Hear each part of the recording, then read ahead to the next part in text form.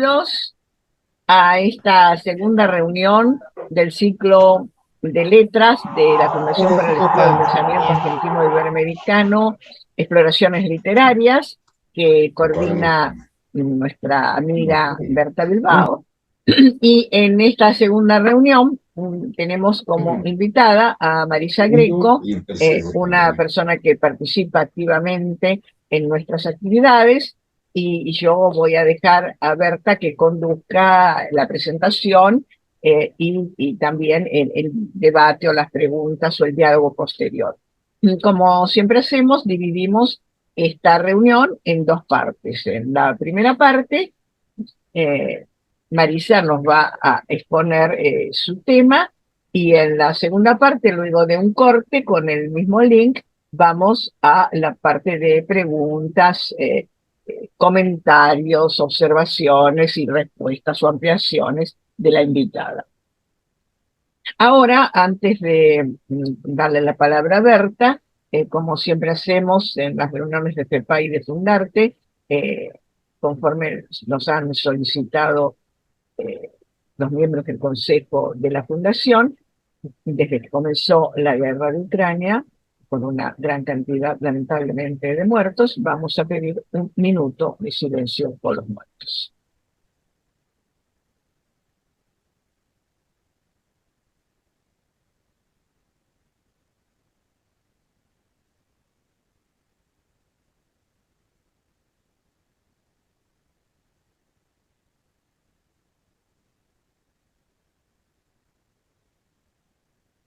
Muchas gracias. Entonces, Berta, te Gracias, cedo la Elina. palabra para que tomes la conducción de esta reunión. Bienvenidos todos, y les recuerdo también que aún tenemos que fijar la fecha y el invitado que está ocupándose de eso, Berta, de la tercera y última reunión de este ciclo. Adelante, Berta. Así es, buenas tardes a todos, bienvenidos a esta nueva reunión de exploraciones literarias. En esta oportunidad contamos con la presencia y el talento de la profesora María Isabel Greco, que para nosotros es Marisa. Es profesora de filosofía, fue maestra normal nacional, es especialista en investigación educativa, magíster en didáctica por la Facultad de Filosofía y Letras de la UBA y miembro de número de la Academia Argentina de Literatura Infantil y Juvenil. Ocupa el sillón de Manuel García Ferré, cuya obra fue analizada pormenorizadamente en un libro que tuve la satisfacción de prologar. En esta ocasión, Marisa nos va a hablar de un aspecto de la obra poética de Émile García Cabot. Con ustedes entonces, Marisa Greco. Adelante, Marisa. Bueno, buenas tardes, muchas gracias por estar compartiendo este espacio. Y hoy he sido invitada y he elegido una figura que para mí no era muy conocida, pero que pude conocer una vez más por intermedio de Berta Bilbao, que fue su amiga, y que me hizo comentarios sobre Émile García Cabot, y entonces comencé a trabajar sobre este poemario de García Cabot que me ha despertado tanto interés, tanta emoción, tanta intelección, y que por eso me encantaría poder transmitir todo esto que pensé y sentí con ustedes, y que ustedes, por favor, vayan asentando algunas cuestiones para que después podamos intercambiar ideas. Comenzamos entonces sobre el título. El libro se llama Desde el Guadal del Mundo. Un guadal es un terreno arenoso que bajo la lluvia se convierte en lodazal. Y si, como señalaba el filósofo Heidegger, no somos nosotros, sino que es el lenguaje el que habla en nosotros, en este poemario de Emil García Cabot, el lenguaje dice tanto que es casi tan inabarcable como las partículas de sílice o la mezcolanza del barro que caracteriza al fangal. La búsqueda de sentido de sus palabras es tan inevitable como el pudor para quien realiza la crítica literaria, como si al acercarse a estos poemas, examinándolos, procediera irrespetuosamente, como si se separara desvergonzadamente con un bisturí lo que está unido. Entonces surge, como compensación, la antigua idea de aletheia, de algo oculto que se irá develando. En este caso, la opción consiste en intentar descorrer delicadamente algunos velos que conducen al decir del poeta, generosamente expuesto en su obra y que a fines del análisis habrá de cercenarse para recomponerlo y revalorarlo, aunque sin la seguridad de haber descubierto la esencia, tratándose apenas de un atisbo cuya cercanía lo aleja. Desde el Guadal del mundo se estructura en tres partes: el Guadal, interludio y la ley. Es posible ir rastreando en cada uno de ellos una riqueza filosófica y estética que captura como cantos de sirena e me incitó a sucesivas relecturas, cada una de las cuales muestra lo que había quedado desapercibido en la anterior. A través de ellas se van desenmascarando rasgos de la filosofía plotiniana contenida en imágenes poéticas potentes. Entonces, claro, acá decimos ideas plotinianas, pero no es obligación que todos conozcamos a Plotino. Entonces vamos a tratar de ubicarlo. Plotino fue un filósofo del siglo III de nuestra era y es el autor de las Enéadas, escritos recopilados por su discípulo Porfirio, un tratado de 6 textos que abordan cuestiones éticas, cosmológicas y consideraciones diversas, pero en las que retoma y sintetiza y discute el pensamiento de Platón unido con nociones aristotélicas y estoicas. Plotino había nacido en Egipto y buscaba la manera de relacionar este mundo en el que habitamos con el otro mundo suprasensible y fundamento de este en la idea de Platón, ¿no es cierto? Acuérdense que Platón separaba entre dos mundos, el mundo sensible, que es este, y el mundo inteligible, el mundo de las ideas, ¿verdad? Pero Platón entendía que estaban separados. En cambio, Plotino decía que no hay separación, sino continuación entre uno y otro. La realidad en su conjunto es el despliegue espiritual eterno fuera del espacio y del tiempo. Y sintéticamente, él decía algo así, que como todo se originaba en lo uno, sin nombre, así, lo uno. De lo uno se pasaba a lo inteligible, de ahí se pasaba a el alma, de el alma animaba a las entidades sensibles y luego el nivel inferior estaba representado por la materia. Pero esto no estaba desconectado entre sí, sino que era un ir y venir, como una procesión. Por eso en Plotino, en las traducciones de Plotino, se encuentra el término procesionar, que a nosotros por ahí no nos suena bien, ¿no es cierto? Pero porque se trataba de una procesión que iba de lo uno, o que va de lo uno hasta lo material y luego nuevamente a lo uno. Bueno, esto un poco como idea general de Plotino.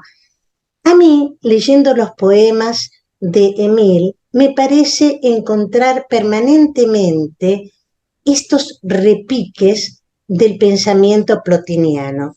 Por ejemplo, en un poema que se llama Trazos, dice: vaticinadores los trazos que me configuran, la vida bosquejan con un tinte sombrío. En los primeros 3 versos creo encontrar que los trazos simplemente están fuera de la espacialidad y la temporalidad, listos para procesionar, algo así como una potencia que se irá constituyendo en acto, perviviendo cada uno como tal y también constituyendo lo nuevo a través de una fuerza productora de movimiento. El despliegue o procesión que va de lo uno a lo múltiple, la idea de que todo está en todo, es también expresado en el poema Imaginar, donde dice: imaginar es ver el universo en una gota de rocío y todo el mar en la ola que se vuelca en una playa solitaria. A pesar del don de la palabra del poeta, la angustiante inefabilidad serpentea en De lo furtivo, donde dice: uno espera a veces que lo inacible lo invada. ¿Qué nombre darle al prodigio que a lo largo de los años y en las espirales del viento va y viene como vilano que no se aposenta?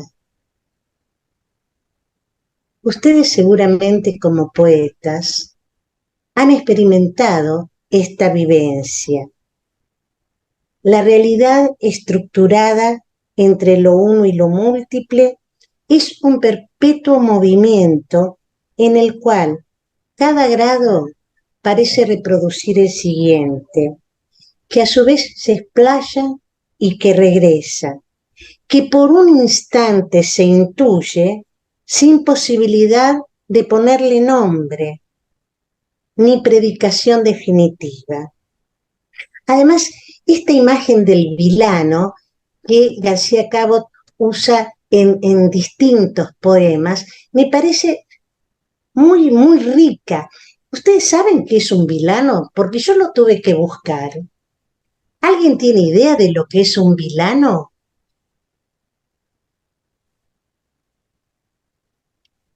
¿No? A ver, yo les digo, Creo que se puede intervenir porque la invitada lo está sí, solicitando, así que los que quieran intervenir pueden desmutearse. Yo estoy desmuteando Sí, a todos. sí, perdón, creo que se trata de un ave rapaz, ¿no? Un tipo de ave rapaz, si no me equivoco, el no, vilano, no, es un ¿no? Ah, vilano, no un Milano. no, Bueno, entonces yo estoy les confundida de cuento, pájaro. claro, yo la verdad lo tuve que buscar cuando leí este poema. Y entonces ahora lo explico y van a ver que esto también tiene que ver un poco con imágenes que yo recupero de mi propia infancia, porque el vilano, con P corta, es una corona filamentosa que aparece en algunas semillas transportadas por el aire y que de esa manera cumplen la función de germinar cuando se fijan a la tierra. Y efectivamente, esta imagen del vilano es, de alguna manera ilustra esta idea de difícil traducción en las palabras que pugnan por hablar sin lograrlo acabadamente. Yo creo que el vilano, desde mi interpretación, es lo que cuando era chiquita llamaba panadero.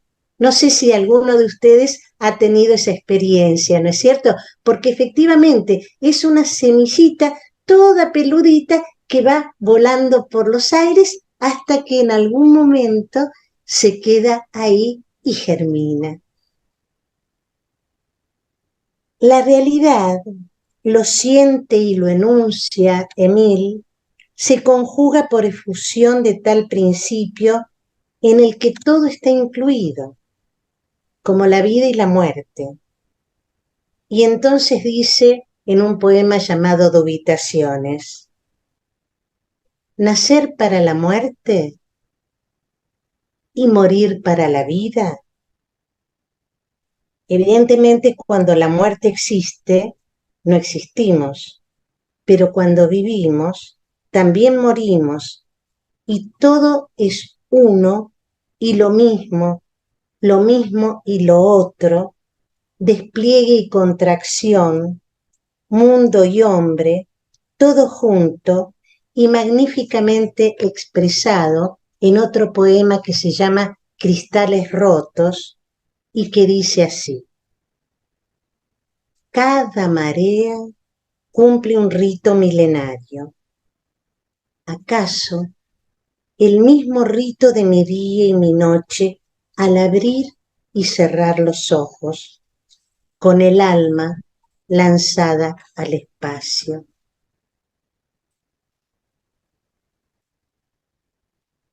La espiritualidad de García Cabot no podía evadir la búsqueda de Dios. Y entonces, en el poema Devenir, dice: si Dios dejara de serme extraño, sería como reír con todo el cuerpo en un abrazo de consuelos y certezas, y cada día abrir un poco más los ojos, conducido por cordeles invisibles entre mareas de azules infinitos hacia mundos que serían también mi reino. O en otro poema que se llama Continuidad de los muros, dice: yo, que hilvanando versos trato de descifrar la vida, me pregunto si es un Dios misericordioso o irascible el que nos desteje y trama entre amargos sorbos apurados y ante muros que hay que romper para cada nacimiento.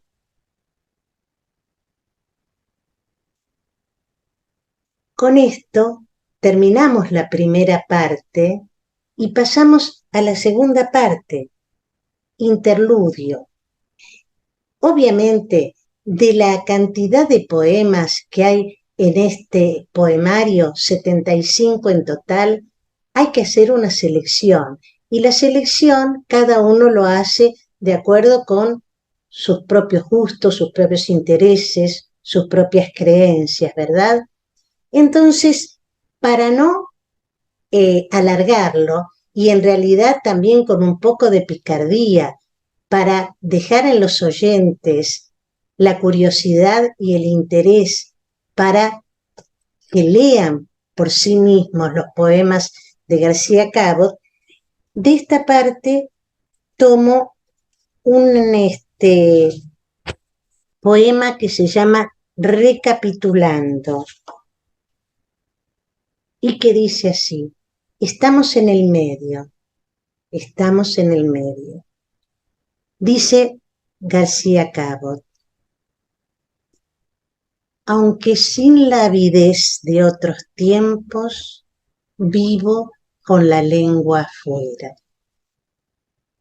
En vez de dar firmes pasos, lento se desplaza el cuerpo, que aún aparentando firmeza y prestancia, cabe preguntarse qué lo mantiene altivo y a quién claman sus ojos con tanto mirar el cielo, a poco de que les abran su hoyo para siempre.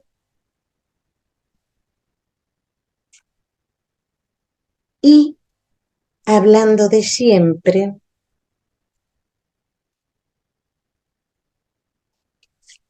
dice,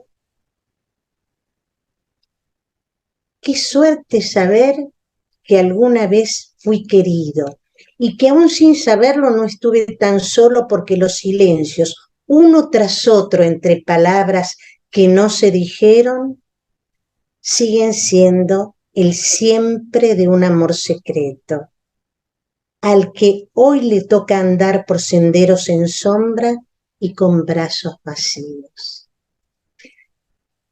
A mí me dio la impresión de que esta parte era una suerte de memoria y balance, ¿verdad? O sea, un volver a recapitular, a traer al presente y a mirar con otra vuelta.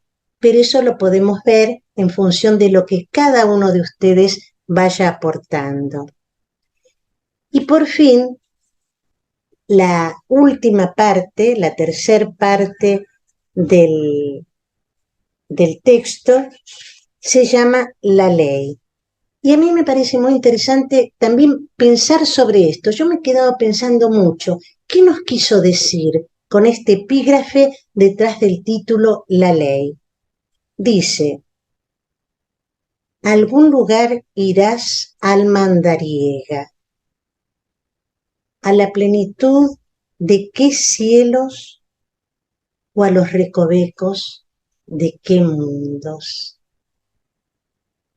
Y acá sin duda es muy fuerte la impronta plotiniana, pero creo que muchas cosas más. Y de esta parte entonces vamos a escuchar dos poemas. Uno se llama Atisbos y luego el que cerramos. Atisbos dice,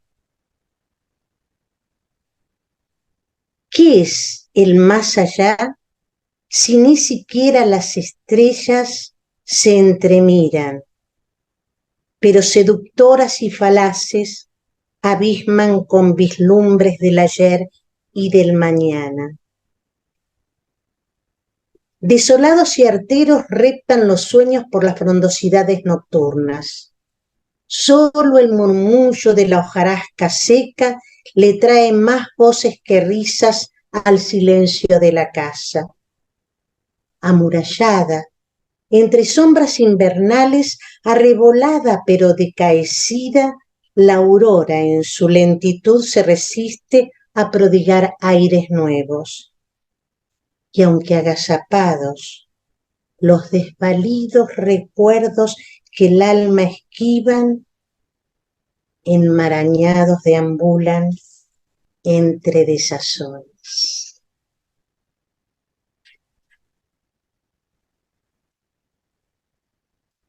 Y el último poema se llama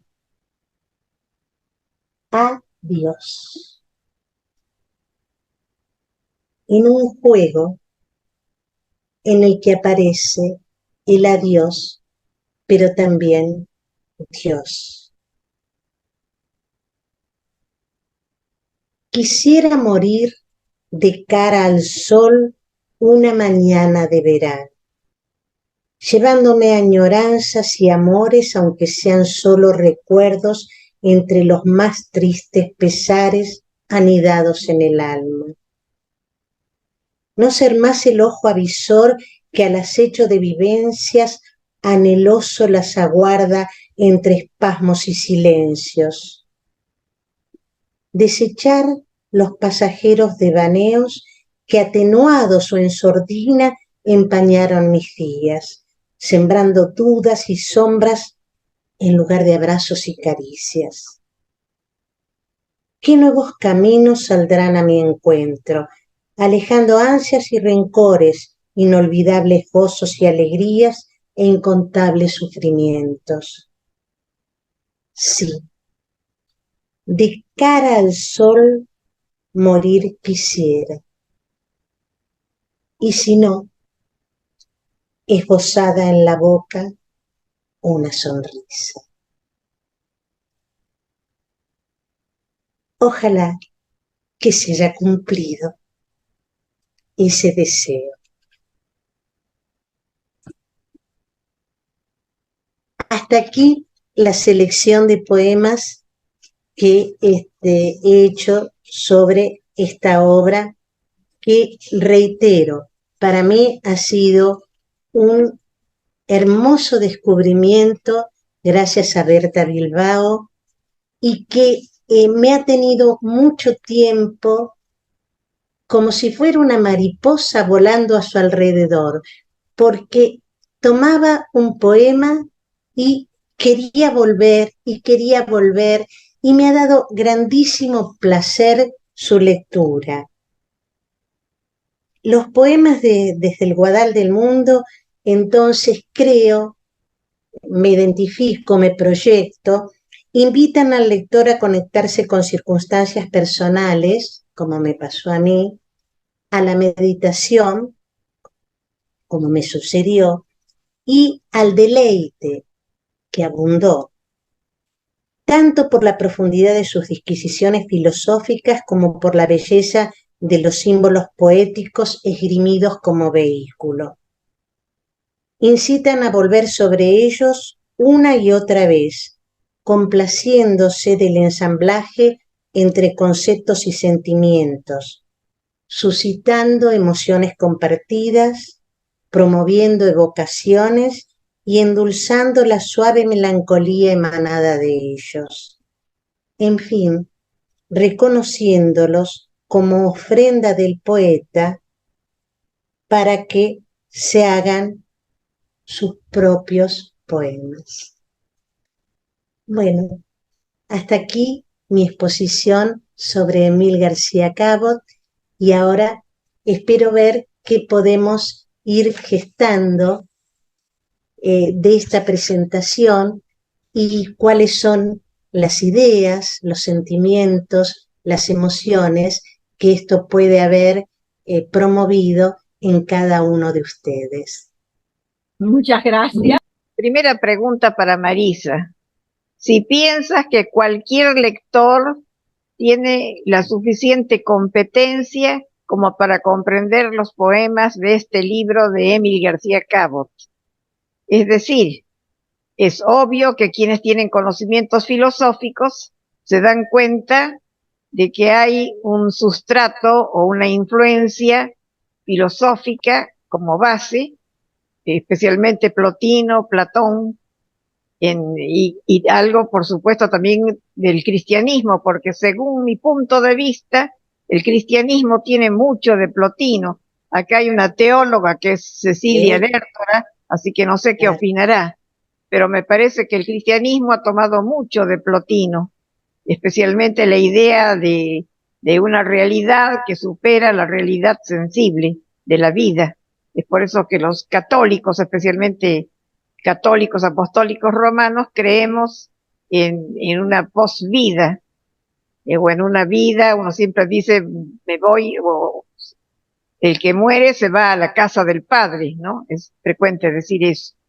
Así que esa pregunta, si te parece que es una lectura que puede ser abordada por cualquiera, con una cultura media, pero sin conocimientos filosóficos. Sí, yo creo que hay distintos niveles de comprensión en cualquier lectura que uno lleve a cabo, ¿no es cierto? Entonces, en función de lo que cada uno lleve en su mochila, será el acceso que tendrá a la comprensión de esa lectura, pero yo creo que cualquier persona puede leerlo, porque no está solamente lo intelectual, lo filosófico, sino que hay una carga emocional tan interesante, además mostrada, como yo digo, en alguna parte, se expone tanto el autor porque en realidad se está mostrando sus recuerdos, sus sensaciones, su vida. Y bueno, a mí me hacía justamente, era como un juego, ¿no es cierto?, entre lo filosófico y lo emocional vivencial. Así que creo que cualquier persona puede acercarse y puede disfrutar de los poemas de Emil. Bueno, gracias Marisa, y lo vamos a ver en el nuevo curso de la SADE, que va a ser de poetología y que vamos a incluir este poemario. Ah, qué lindo. Sí, así que te vamos a invitar para que hagas una exposición ahí en la clase sobre este poema en Con todo particular. gusto, porque reitero, he disfrutado muchísimo este poemario, lo he disfrutado. Bueno, Gracias. y, Me, y me los gustaría escuchar demás, ahora la opinión de los que están acá sí, presentes, que la mayoría son poetas o escritores o han hecho claro. estudios ya.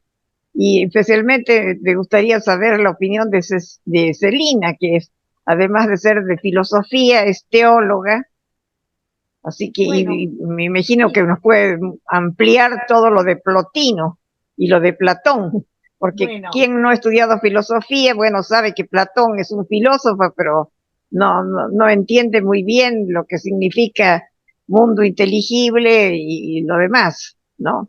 Y el otro mundo, con el mito de la caverna, por ejemplo. A ver, Celina, si nos podés ampliar un poco estas bueno, ideas en primer de... lugar quería decir que me encantó la exposición de Marisa, porque evidentemente puede hacer una lectura de un nivel teórico acerca de esas intuiciones emotivas del autor. Y coincido con ella en que la poesía puede ser leída por cualquiera, incluso aunque no sepa leer y escribir, con escucharla. Después de todo, eh, en los antiguos eh, recitaban, ¿no? La Ilíada, claro. que está llena de ideas importantísimas acerca de la vida, la muerte, etcétera, se recitaban, se aprendían de memoria. De modo que yo creo que cualquiera puede leerlo, pero los niveles, como bien dice Marisa, los niveles de comprensión o los niveles de profundización son distintos, pero todos son válidos. Y a mí lo que me resultó muy interesante es precisamente esto que ella descubre, que a lo mejor un lector común no lo descubriría, a pesar de que hay una referencia concreta, según parece, a Plotino, porque, como muy bien dijo Berta, en realidad hay mucho de Plotino en el cristianismo, porque hay mucho de neoplatonismo en muchísimos autores, empezando por el celebérrimo San Agustín, ¿no es cierto? Pero sobre todo, creo yo, desde el punto de vista poético, literario, a ver qué opina Marisa, que de esto sabe mucho más que yo, que hizo de literatura, toco de oída, me parece que hay algo muy importante dentro de todas las teorías de Plotino, que no es una reforma, una relectura de Platón, que es esto de las procesiones, del uno a lo múltiple y de lo múltiple al uno. Esto ha calado tan hondo en el cristianismo que así se ha interpretado toda la historia del cristianismo. Dios creador, que es uno, trino, crea el mundo, luego se encarna en el mundo, que es Cristo, y vamos a las postrimerías, o sea, al fin del mundo, de este universo, y finalmente retomamos la unidad en la gloria. Esto está en todo el cristianismo. Y es parte de la doctrina cristiana del credo este, que fue aprobado definitivamente en Calcedonia, por ejemplo, en el concilio de Calcedonia. Así que esto es una doctrina que se ha transformado en cristiana. Ya casi uno podría decir que no importa lo que dijo Plotino en las Eneas, porque En realidad lo que importa es lo que el cristianismo tomó como un movimiento desde Dios a la criatura y de la criatura a Dios. Y hay un famosísimo teólogo que hizo de esto, Mr. Eckhart, toda una doctrina, y fue tan enorme la influencia y al mismo tiempo parecía tan escandalosa que en principio lo condenaron, pero hoy se lo considera un místico importantísimo. Y lo que yo quería señalar es que esto está en todos los místicos. Este movimiento está en todos los místicos, y pienso, por ejemplo, en Santa Teresa de Jesús y en San Juan de la Cruz. Toda la poesía de San Juan de la Cruz es más o menos a este estilo. Y entre nosotros, bueno, pensé, obviamente, aparte, bueno, a ver, Marshall, ¿no? Este, me parece que es importantísimo. Y luego, en otra línea, con lo de, son los poetas que yo leo, ¿no? Que he leído, no leo mucho poesía porque no es lo mío, pero encuentro que hay algo de eso. Y lo último que quería decir, Marisa, es que me fascinó esa última poesía, porque me parece una oración. Quisiera morir cada el sol. Y lo que me sonó inmediatamente es el comienzo de esa hermosísima poesía de Rilke: oh Señor, dale a cada uno su muerte propia, que sea un reflejo de su vida. No sé qué pensás.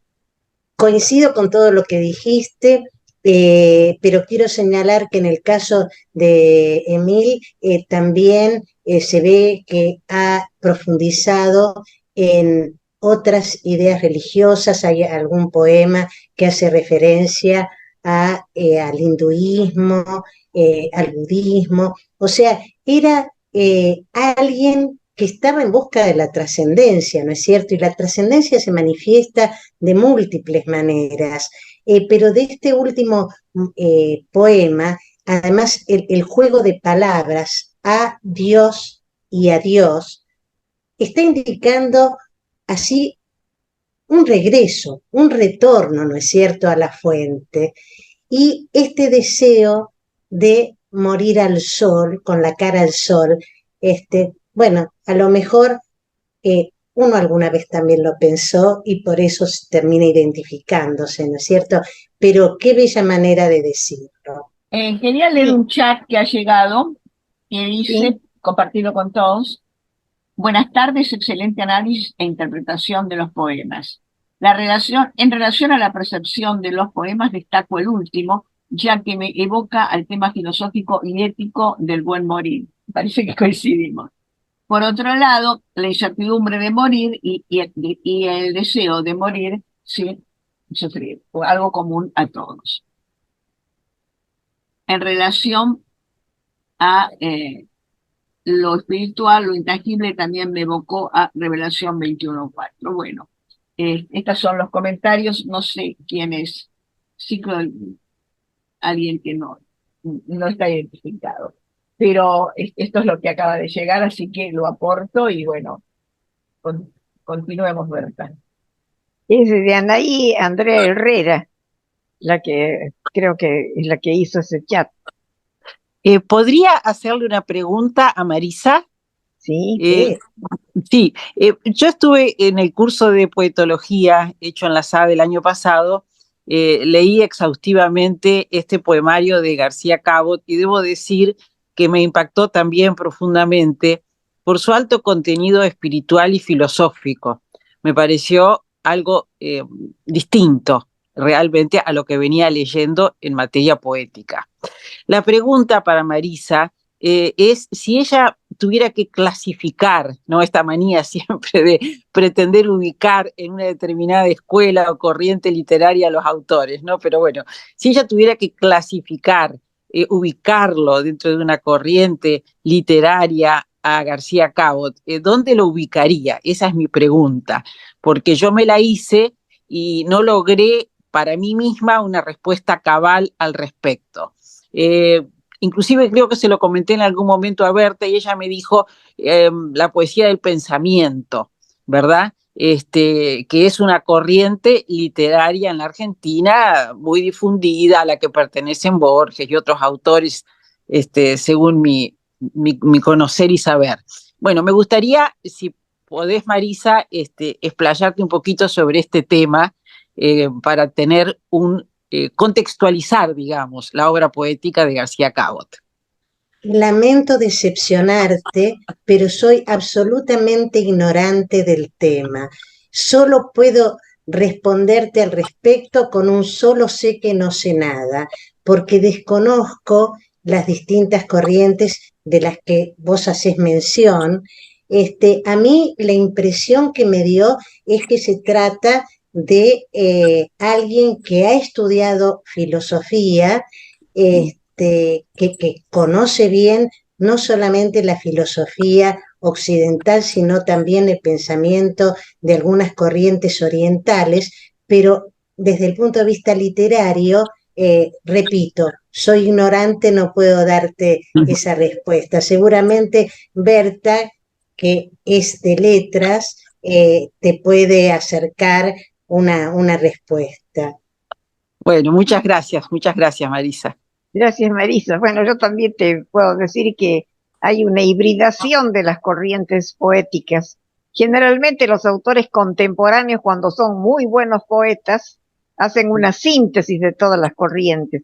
Es decir, que la poesía contemporánea, especialmente del siglo XXI, estas últimas décadas, vas a encontrar una proliferación de buenos poetas que han tomado del romanticismo lo mejor, del objetivismo lo mejor, de la poesía del pensamiento lo mejor, pero siempre todos con una base filosófica.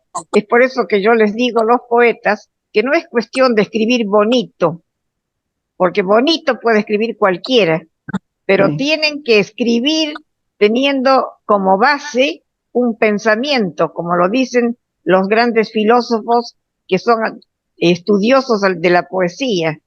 Entonces, en esa corriente de poesía del pensamiento que sustentan, por ejemplo, ensayistas como Rafael Felipe Oteriño, que algunos de ustedes ya han estudiado algo de Rafael Felipe Oteriño, se van a dar cuenta que todo poeta, además de demostrar sensibilidad, tiene que demostrar un pensamiento, porque si no hay un pensamiento, vos te quedas con que es una poesía bonita, descriptiva, pero nada más.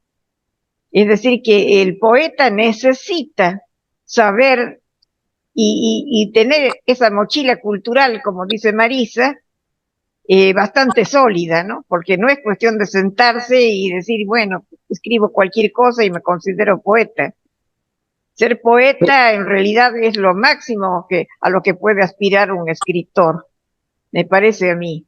Como lo dijo también Kobladov en una reunión, que la poesía es la reina de todos los géneros y es lo más difícil, a pesar de que uno puede demorar poco tiempo en hacerla, no como un novelista que necesita estudiar los contextos sociales, políticos, económicos y todo un entorno, como decía Carpentier, tientos y las diferencias, es decir, y también Sartre, que habla del conocimiento de los contextos. En la poesía eso no es necesario, pero el contexto tiene que ser como un golpe emocional, porque uno siempre habla desde un lugar, desde el lugar y desde su propia subjetividad. Así que no sé, tampoco no es cuestión de encasillar, ¿no? Porque es claro, cuando uno estudia literatura, ubica a los románticos en un lado, ubica a los posrománticos en otro, a los naturalistas o a los objetivistas. Hoy en día puede ubicar a todas estas corrientes del realismo y del realismo social especialmente, pero como dice George Steiner, estamos en la época de la poesía del pensamiento. Perfecto, Berta, muy esclarecedora tu respuesta. Muchas gracias. Gracias. Bueno, a ver quiénes han estudiado otros poemarios a ver, Stella Maris, quieres decir. Stella Maris viene de la Patagonia, del sur, ¿verdad? Sí, del frío. Del frío. Del frío. Mucho frío. No, quería decir con respecto a eso que estabas diciendo acerca de los géneros literarios. No se te escucha. ¿Hola? Se cortó el audio. Se cortó el audio. Se cortó. No, no se te escucha. No te escuchamos. No te escuchamos. ¿Ahora sí? Ahora sí, Ahora ahora sí. sí. Bueno, no, decía que una vez, hace muchos años ya, el escritor Enrique Anderson Invert decía, recuerdo que en una charla que había en una feria del libro de Buenos Aires, que los seres humanos estamos obsesionados por establecer géneros literarios porque es como si pusiéramos los libros en el estante y necesitamos poner acá ensayos, acá poesía, acá novela, y resulta que hay una gran mezcla muchas veces entre los mismos géneros. Por ahí está la prosa poética o la, no sé, la novela costumbrista, que a lo mejor tiene más de folclore que de otra cosa, y entonces es muy difícil encasillar a veces los géneros, como puede ser esta obra de Emil García Cabot. Yo diría que tal vez es una poesía filosófica y no a lo mejor una poesía de otro tipo. Pero bueno, en el caso de él sí está bien concreto que es poesía, pero hay otros autores que no. Entonces, él decía que era mejor no andar encasillando a los autores para no errarle, digamos, dicho así en forma vulgar. Pero me pareció muy interesante lo que él dijo y siempre me quedó eso de decir, bueno, no hay que ser tan estrictos a veces en la clasificación de los autores. Nada más que eso, ¿no? Como un aporte. Sí, justamente en estos tiempos se habla de la hibridación de géneros y de la multivocidad en un texto. Así que estás en lo cierto y retomando lo que dijo Anderson Invert, más que nada en estas últimas décadas se nota eso en las obras. Y por Sí. ejemplo, acá en Fundarte tenemos a Ivo Kravik, que hace obra teatral, pero en el teatro de Ivo uno encuentra mucho de prosa poética Claro, y son diálogos extensos que aunan prosa poética. claro. No, a ver, Y sí, simplemente un comentario sobre lo dicho. Yo estoy absolutamente de acuerdo con lo que se ha dicho. De hecho, yo escribo prosa, novela, mis novelas son híbridos, híbridos absolutos, tienen mucha hibridez. Pero yo creo que inclusive para hablar de hibridez, uno debe tener cierta claridad conceptual, digamos, ¿no? De lo que son los géneros para poder justamente luego explicar de lo que se trata la hibridez. Entonces, Sí. también en este caso me parece, para poder contextualizar y tratar de comprender el momento histórico en el que García Cabot describe lo que él expresa, poder tener estos referentes. Yo me refería más bien a eso. Y sí, leí lo de Anderson Invert y me parece sumamente interesante, porque en realidad la vida es múltiple y diversa y la literatura así lo refleja. Entonces siempre hay o sea, no hay estética pura. No sé qué pasó. Hola, no sé quién habla. Por favor, silencien los aparatos. Apaga, Jorge, vos. Jorge. Yo tengo desactivado. Atendé, por favor. Ahí está. Sí, yo- Atendé, están golpeando Sí, acá. mi amor, que lo estoy sabiendo. Hola. Bueno, hola, alguien que está con el micrófono. Ahí voy, ahí voy. Hola. Bueno, seguimos. Parece muy bien lo que dijiste y la reunión anterior, que no sé si habrás tenido ya la grabación, Silvia Heidel, Bueno, habrás visto toda tu exposición grabada. Sí, Berta, sí, muchas gracias, muchas gracias. Sí.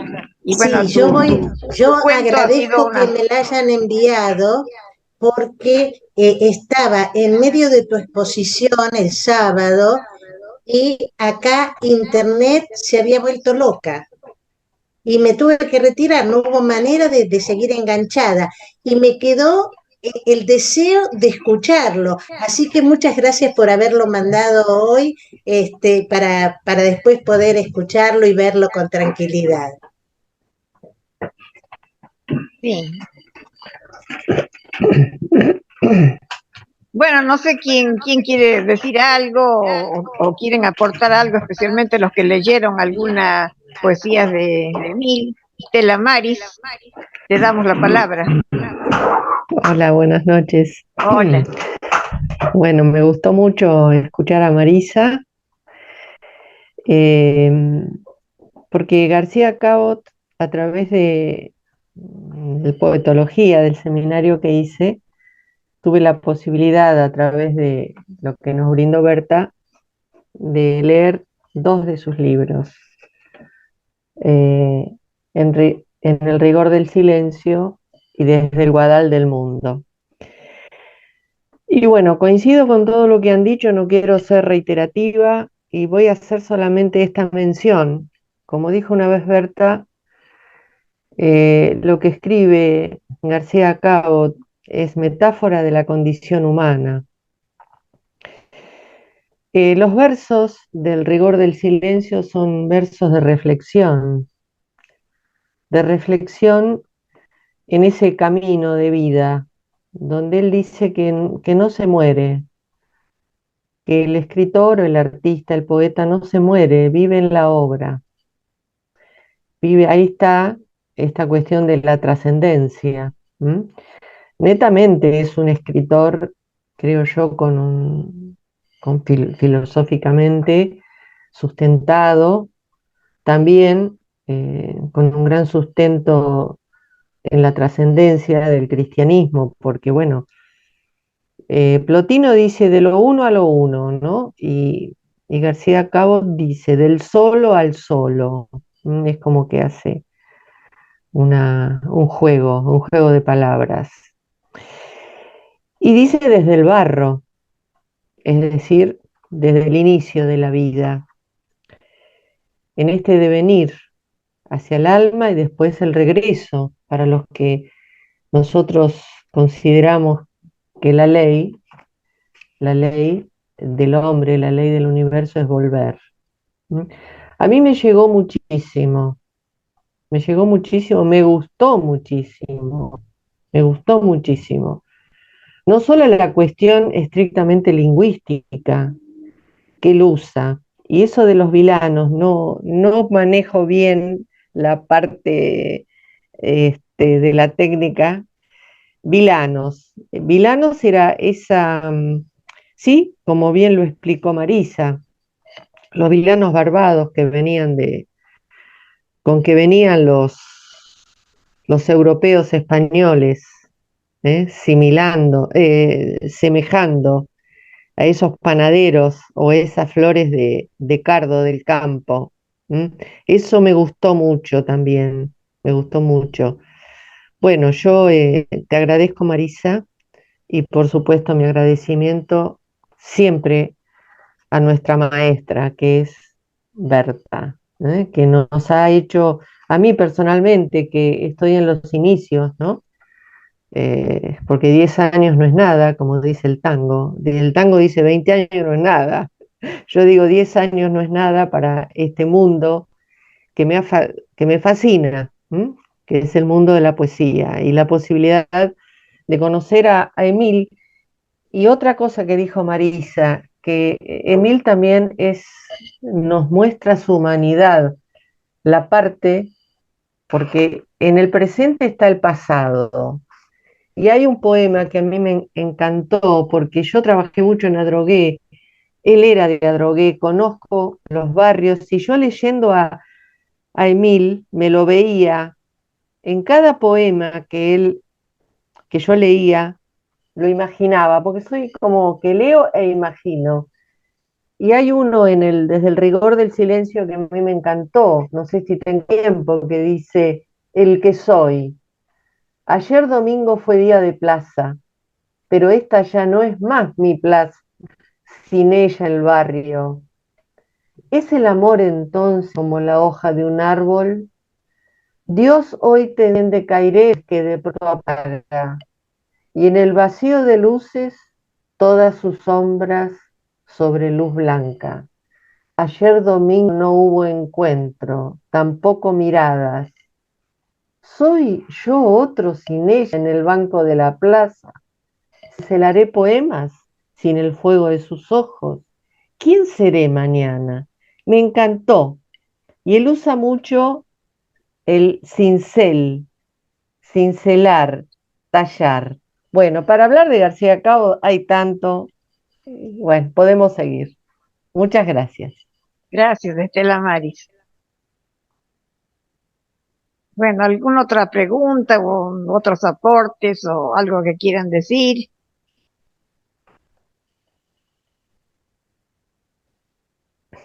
A mí me gustaría decir, Berta, para Anaí, que no estoy para nada en desacuerdo de clasificar a los géneros.